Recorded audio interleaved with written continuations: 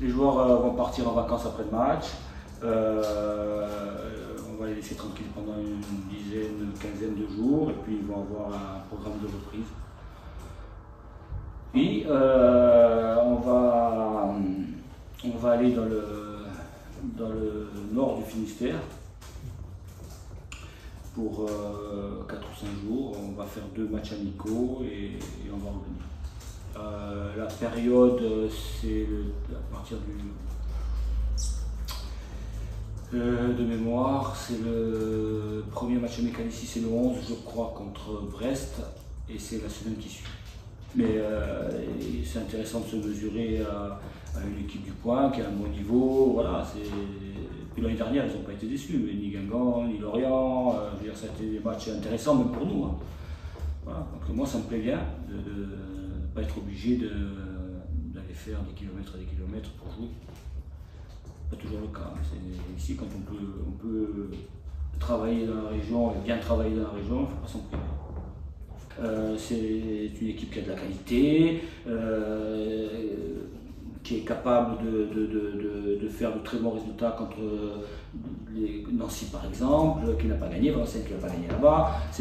Voilà, aller gagner aussi, ils sont capables d'aller gagner aussi à l'extérieur, de mettre en difficulté Rouen qui venait d'accrocher Le Mans. Donc c'est une équipe qui a des qualités avec des joueurs qui est passé par ici et qui est un très bon joueur.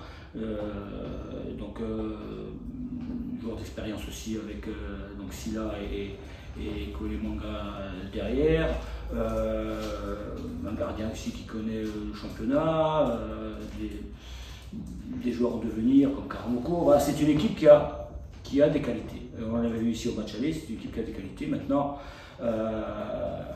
c'est à nous de pouvoir proposer quelque chose pour les mettre en difficulté et faire ce qu'on a fait sur les derniers matchs. Alors, si je fais un peu d'historique, si je reviens en début de saison, quand je suis arrivé ici, il n'y avait pas beaucoup de joueurs. Il a fallu convaincre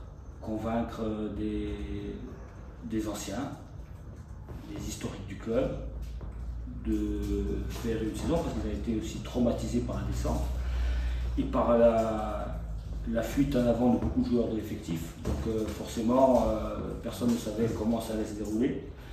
Une fois que ça a été fait, il a fallu aussi convaincre des joueurs de venir dans ce projet. Ça a été compliqué parce que ça demandait beaucoup de temps, beaucoup de travail, mais c'est notre métier avec Philippe Leclerc qui a aussi Pascal Laguier qui faisait partie de la cellule de recrutement qui avait profilé certains joueurs, donc ça a été un peu plus simple pour moi. Mais après, il a fallu aussi fédérer tout ça. Fédérer tout ça, les 80% de l'effectif ne se connaissaient pas, fédérer, travailler sur un projet de jeu avec des principes pour que les garçons puissent assimiler ça le plus rapidement possible.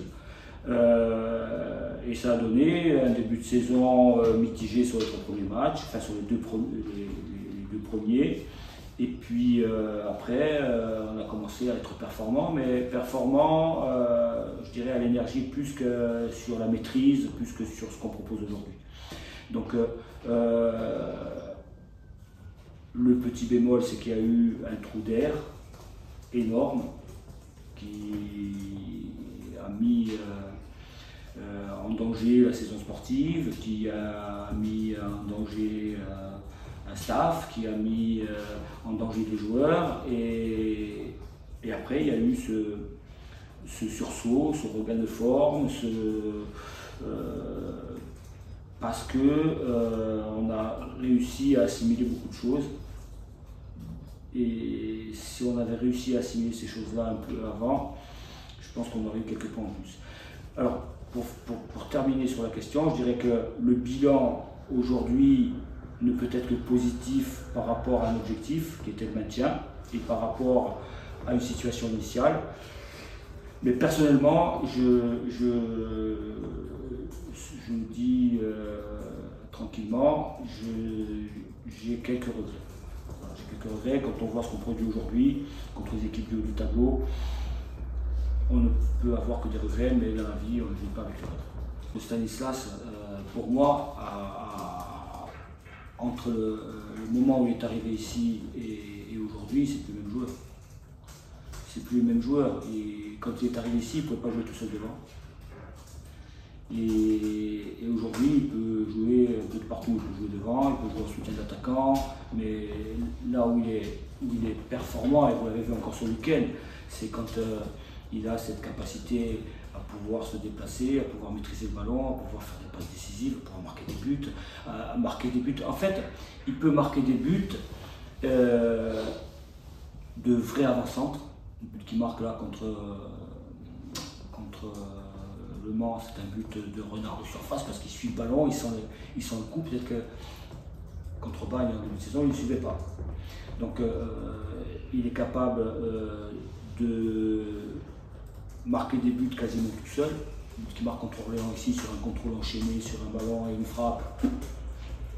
Et il est capable de marquer de la tête. À Dijon, il a marqué un but splendide. Et il est complet. Je veux dire, il est complet. Et puis en plus, ce qui accrémente tout ça, c'est qu'il court. Et il court beaucoup. Et il déclenche des pressings, et il fait avancer son équipe. Et voilà. Donc moi, je ne m'attendais pas à ce qu'il progresse autant. Voilà. Pour être franc avec vous, je ne m'attendais pas à ce qu'il progresse autant. Mais aujourd'hui, lui par contre, il est prêt. Je pense qu'il est prêt. Oui, là, je me suis focalisé sur les attaquants, mais on peut parler des milieux, on peut parler des défenseurs. Bamba, c'est l'exemple type. Il est arrivé ici en n'ayant jamais joué plus haut que le National 2, je pense. Une saison galère avec Rennes, puisqu'ils sont descendus. Il a des qualités athlétiques hors normes. Et là où il a progressé, c'est dans toutes les, comment dire, dans les approches des matchs, dans sa concentration. Il fait beaucoup moins d'erreurs qu'au début. Défensivement, il a aussi progressé parce que c'était pas son point fort quand il est arrivé. C'était un contre-attaquant, mais défensivement, même s'il y a encore des progrès à faire, et là, c'est sûr, mais c'est devenu un joueur important de notre équipe et c'est devenu un joueur qui a aussi largement le niveau du championnat.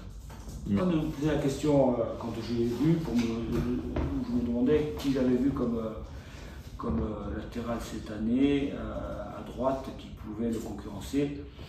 Et franchement, j'en ai pas vu beaucoup. J'en ai pas eu beaucoup parce que, après, moi je le connais aujourd'hui, je le vois tous les jours. Et quand on a ses stats, ses rapports GPS, parfois c'est impressionnant.